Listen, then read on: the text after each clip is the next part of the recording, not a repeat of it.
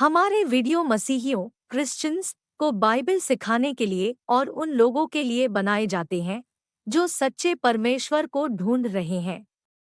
किसी अन्य धर्म की आलोचना करना या उसके अनुयायियों का अपमान करना हमारा उद्देश्य बिल्कुल नहीं है। लेकिन कई क्षेत्रों में बाइबल की शिक्षाएं अन्य धर्मों के साथ मेल नहीं खाती। इसलिए अगर किसी को बाइबल की शिक्षाओं से ठेस पहुंचती हो तो कृपया हमारे वीडियो न देखें। हम उस खुदा की इबादत करते हैं जो मरा नहीं है। पड़ोस वाले को कहेंगे, अपने बराबर वाले को, हम उस खुदा की इबादत करते हैं जो मरा हुआ नहीं है। Hallelujah, praise the Lord. वो जिंदा है और वो हमारे बीच में डेरा डालता है। Hallelujah, praise the Lord. अब कई लोग ये सोचेंगे कि यीशु को सलीब पर चढ़ा दिया गया था और उसने अपने प्राण छोड़ दिए थे, है ना? सही है, आप सही सोच रहे हो, क्योंकि आप लोगों ने या दुनिया के लोग ने अभी तक यीशु को सिर्फ उतना ही जाना है कि यीशु सलीब पर चढ़ाया गया, यीशु क्रूस पर चढ़ाया गया, या फिर एक देसी भाषा में बोलते हैं यीशु को सूली पर चढ़ा दिया, है ना?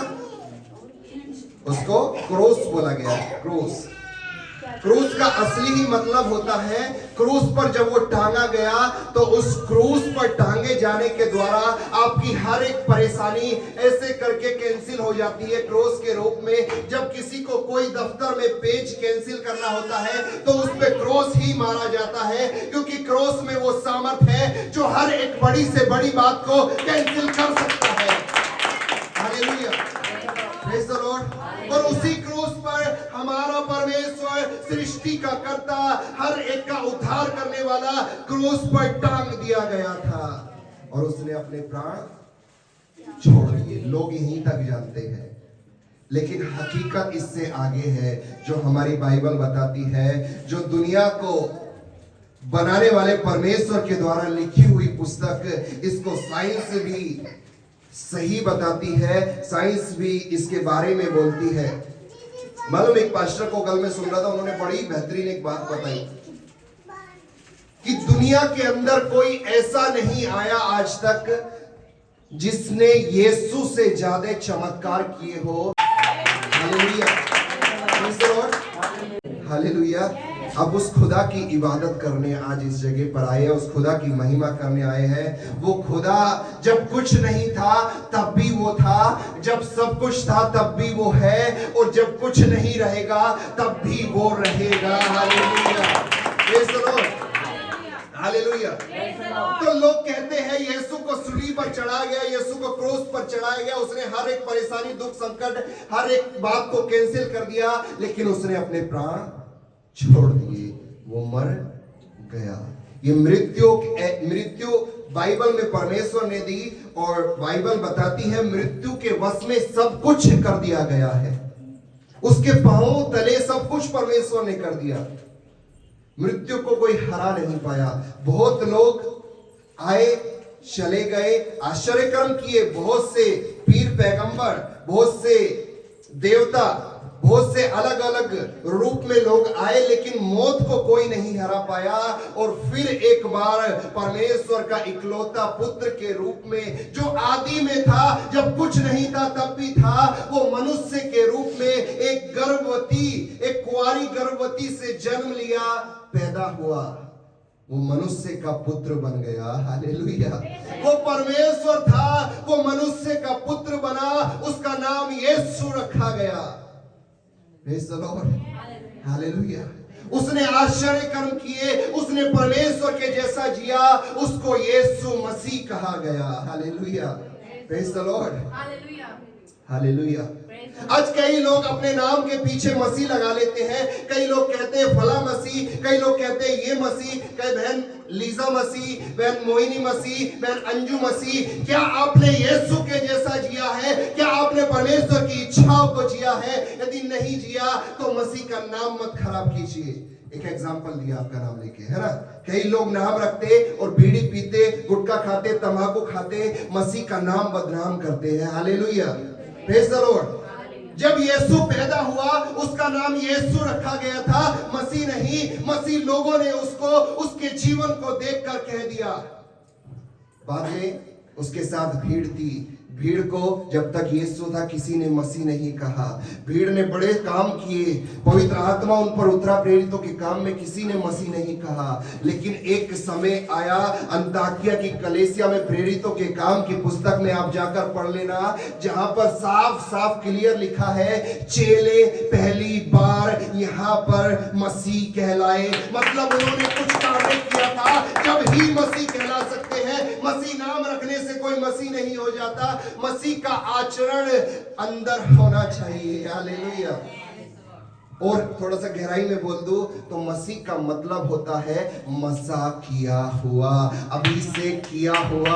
और यीशु ने तो जब बपतिस्मा लिया तब भीड़ में प्रचार किया, मैं मसा किया हुआ गया हूं, मेरे ऊपर मसा किया गया है। मुझे अभिषेक इसलिए मिला कि लंगड़ों को, कुचले हुओं को सही मार्ग पर लेकर आ जाऊं, उनको हर एक बातें जो उससे वो वंचित है वो दिखा दूं। लेकिन इस यीशु के बारे में लोग सोचते हैं उसने प्राण छोड़ दिए क्रूस पर, वो मर गया। मरा जरूर था क्योंकि भविष्यवाणी का पूरा होना जरूरी था। हालेलुया। मनुष्य के रूप में था, मरना जरूरी था। जैसे ही मरा,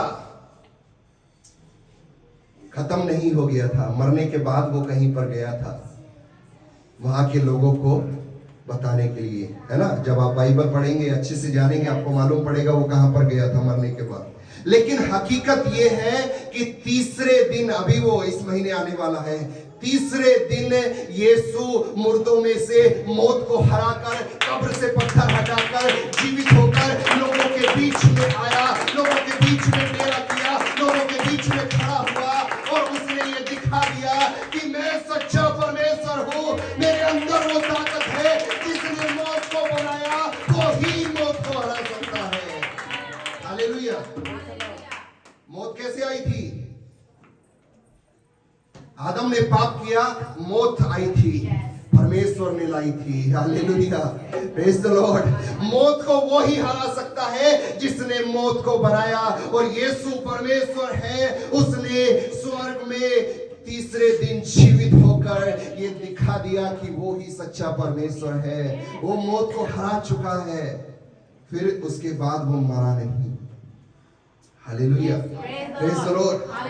कई लोग अलग अलग देवता, अलग अलग देवी को कहते ये अमर है, यदि ये अमर है तो हमें दिखाइए उनकी कब्र क्या खुली हुई है, उनकी कब्र में वो है या नहीं, उनकी कब्र में वो हड्डियां है या नहीं। यदि है, यदि नहीं है तो कुछ भी होगा जो हमें दिखाइए। हालेलुया। बात करने से कुछ नहीं होता है। हमारा परमेश्वर बाइबल में बता रहा है, ना केवल बता रहा है, जाके उसकी कब्र में इजराइल में, यरूशलेम में देख लीजिए। आज भी दुनिया के अलग अलग कोने से उस कब्र को यही देखने के लिए आते हैं कि वो खाली है या नहीं। हालेलुया। वो कब्र आज भी खाली है।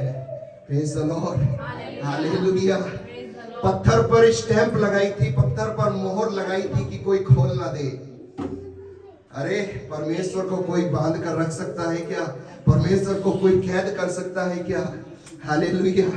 वो शारीरिक रूप में था, आपने उसको बांधा। वो शारीरिक रूप में था, आपने उसको कोड़े मारे। वो शारीरिक रूप में था, आपने उसको सूली पर चढ़ाया। लेकिन जैसे ही वो मर गया, उसने महिमावान रूप लिया और वो अब परमेश्वर के रूप में है। अब आप उसे नहीं बांध सकते। आप जब उसे पुकारेंगे वो आपके बीच में आएगा, इसलिए उसने महिमा का रूप लिया है। Hallelujah, praise the Lord. इसी समय पर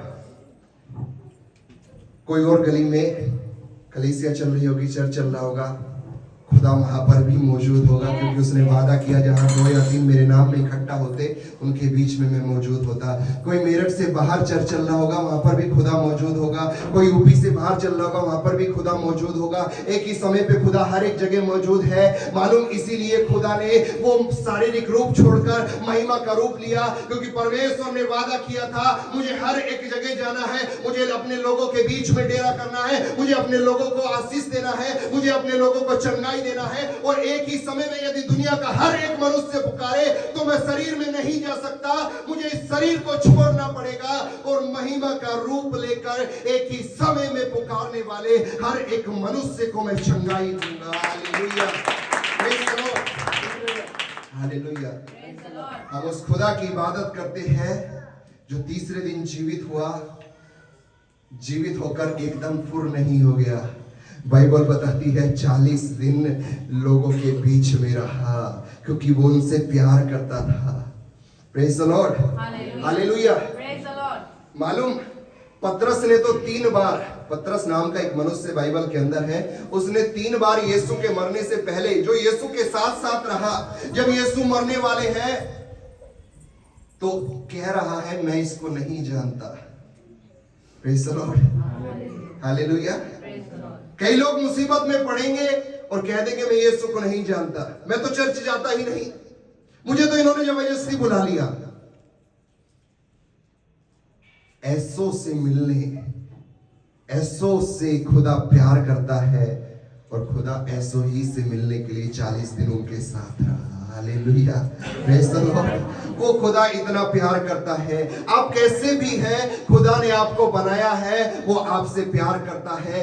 आप जिस भी हालत में हैं, आप कितने भी गुनाह में हैं, आपने कितना भी बीड़ी पी लिया, आपने कितना भी तंबाकू खा लिया, आप खुदा के पास एक कदम बढ़ाइए, वो आपसे प्यार करता है। 10 कदम बढ़ाकर आपके पास आने वाला परमेश्वर है। Hallelujah, praise the Lord. Hallelujah का मतलब होता है प्रभु की स्तुति हो।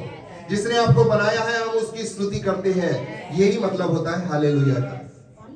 और कई लोग आमीन बोल रहे हैं, तो नए लोग यदि सुने कि आमीन का मतलब सिर्फ मुसलमान ही नहीं जानते, आमीन ये मुस्लिमों का कॉपीराइट नहीं है, आमीन ये खुदा के लोगों का ही कॉपीराइट है, उन्होंने हमसे कॉपी कर लिया है। आमीन का मतलब होता है ऐसा ही हो। जब आपको लग रहा है कि ये बात जो बोली जा रही मेरे जीवन में होनी चाहिए, तो मन ही मन बोल दीजिए या मुंह से बोल दीजिए कि आमीन। आमीन बोलने से पूरी बाइबल यहाँ पर समाप्त हो गई है। Hallelujah, praise the Lord. आखिरी शब्द ही है आमीन, क्योंकि जो इसमें लिखा है वो आमीन ही के द्वारा पूरा हो सकता है। Hallelujah, praise the Lord.